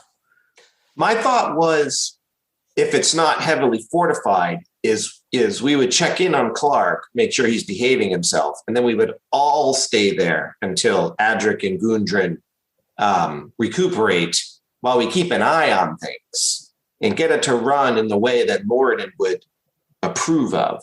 And of course, should anybody resist that, well, then they will feel the might of Moradin. Or if they get Pyric angry, well, he'll just burn the place down. So is your greater plan then to wait till they're fully healthy and then all 8 of us, go towards the Echo Wave? Correct. If Adric and Gudrun want to do that. Yeah, we need a place to regroup that's not tempting with targets for you guys to harass and kill. So that's the entire countryside. And I'm a little bit. I wish Throlic, you could turn into a bird, because Pyric has me concerned about the safety of Phandalin, and I'm hoping Auntie is safe. I'm a little bit concerned. I might want to even just jog back there as quick as I could. Yeah, stealthily. 40 miles. Quick, stealthy 40 miles. Yeah. It's just a couple marathons. That's right. Those halflings, they're known for. I took a class in Ranger, so I can run for 24 hours. Eventually, I will be able to turn into such creatures, but I have not gained enough power from the moon to do that yet. So I'm interested in what has happened to Clark, and if we have the most biased, buggracious being lie detector ever in the form of Cowlick. And so if he says he's evil, then everybody's going to die anyway. And that solves the moral dilemma for me. Well, it's not a question. It's not a question whether we're going to the cave in. It's a question of, are we going to scout it before we go? We will. Yeah, I think that's probably. So give me are we in the last few minutes here? Are we going to the cave in? And if we are we scouting? Because I could do a similar, depending on what the scouting's going to be, we could pre-scout like we did last time. If it's going to be that advanced, or is it just going to be like a couple guys on a ridge looking down there to see what's up? No, you should pre-scout it. I love Thrall and Euphemia doing their thing. I think that's great. With the staff of pass without trace.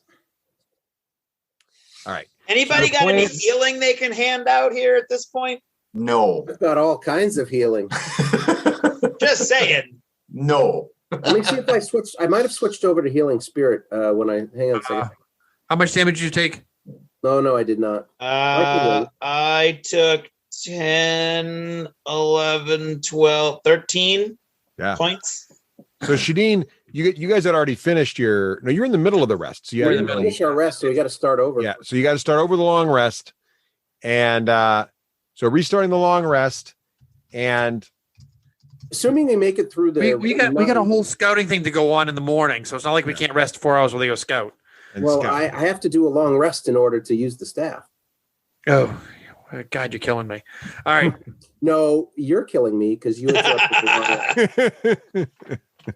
I am glad I was able to irritate you tonight, brother. Also means that Karlik has not yet bound with the ring yet either.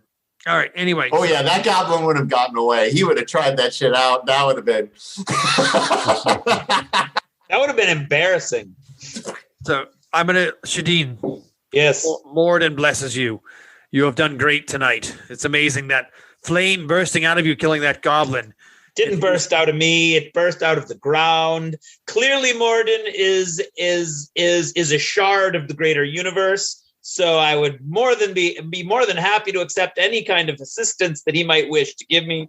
He is no shard. He is the mountain that you can see in the horizon. And I touch you and give you 13 hit points back. Boom. Okay, cool. Mm-hmm. And of course, the mountains themselves are just reflections of the greatness of the universe. So I allow that Morden can be a mountain. That's true too. It's all encompassed within the greater arc of the sky.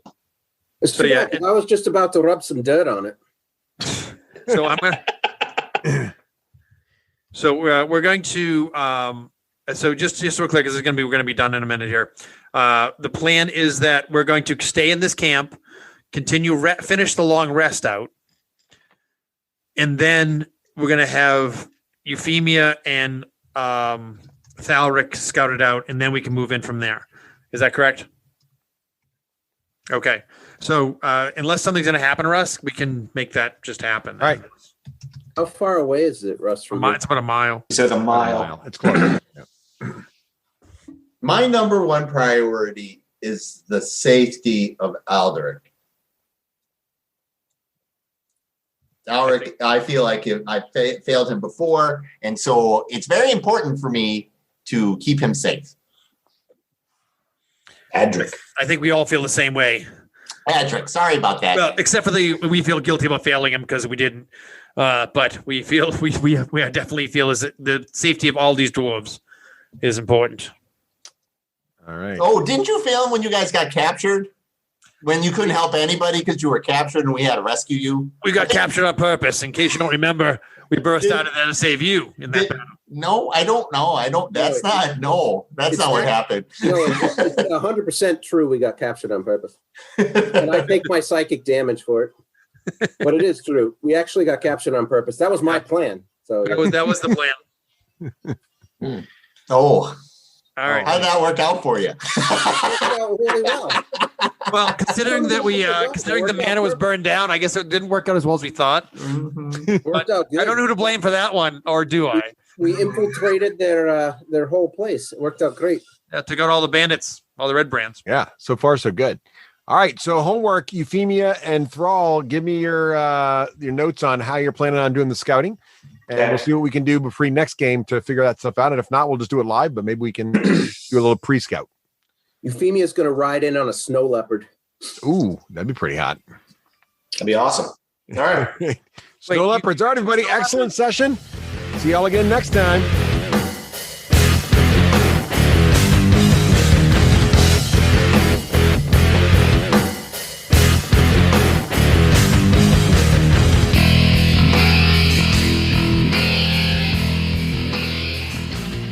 Achievement unlocked. You've made it to the end of another D6 Generation episode, the podcast whose humor has universally been acclaimed as not too horrible. Please let us know what you thought of the show by emailing us at info@thed6generation.com. If for some inexplicable reason you actually enjoyed this show, you can help others find out about it by leaving positive reviews on iTunes. Thanks for listening and happy gaming.